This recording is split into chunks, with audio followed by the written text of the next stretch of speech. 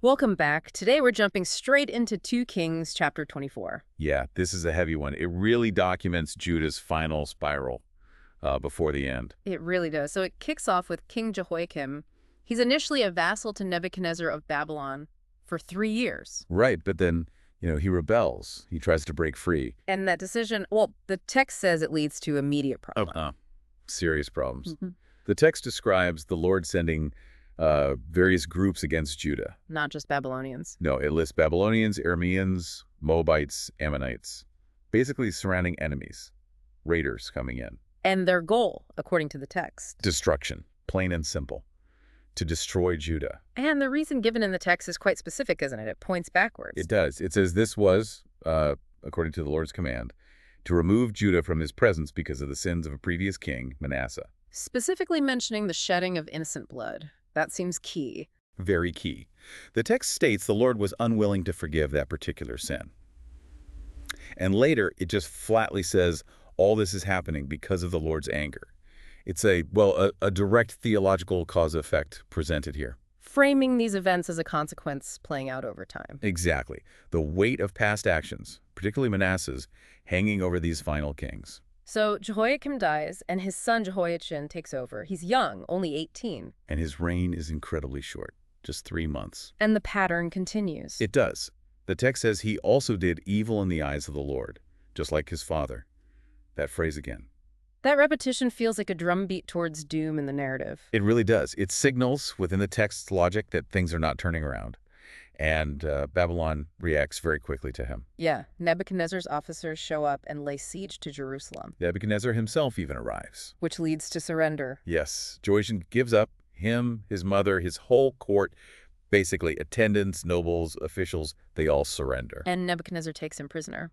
In the 8th year of Nebuchadnezzar's reign, the text specifies, Jehoiachin's short rule is over. Then comes the looting. The text says it happened as the Lord had declared.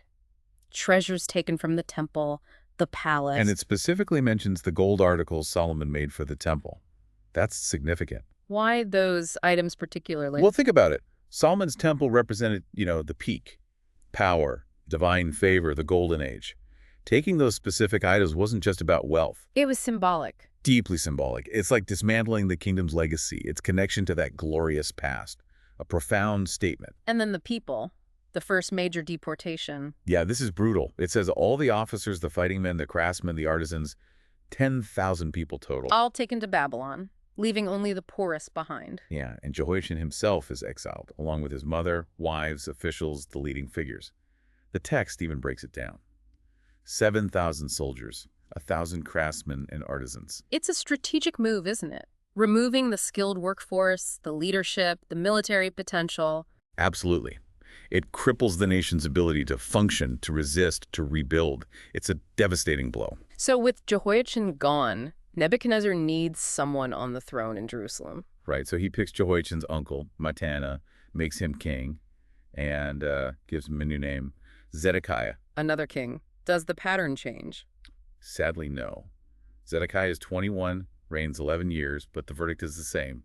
He did evil in the eyes of the Lord, just like Jehoiakim had done. So the chapter really hammers home this idea that everything unfolding, the siege, the exile, the loss, it's presented as happening because of the Lord's anger. Yes, culminating, as the text says, in Judah being thrust from his presence. It connects the leadership's actions, described as evil, directly to this divine judgment and the terrible fallout for the people. It's a stark portrayal. So thinking about this cycle presented in the text, the kings doing evil, the judgment described, what might this prompt you, the listener, to reflect on? Perhaps consider how narratives, especially ancient ones like this, assign causality to major historical events. Or maybe think about the weight placed on leadership decisions and their consequences as depicted here. It's complex stuff,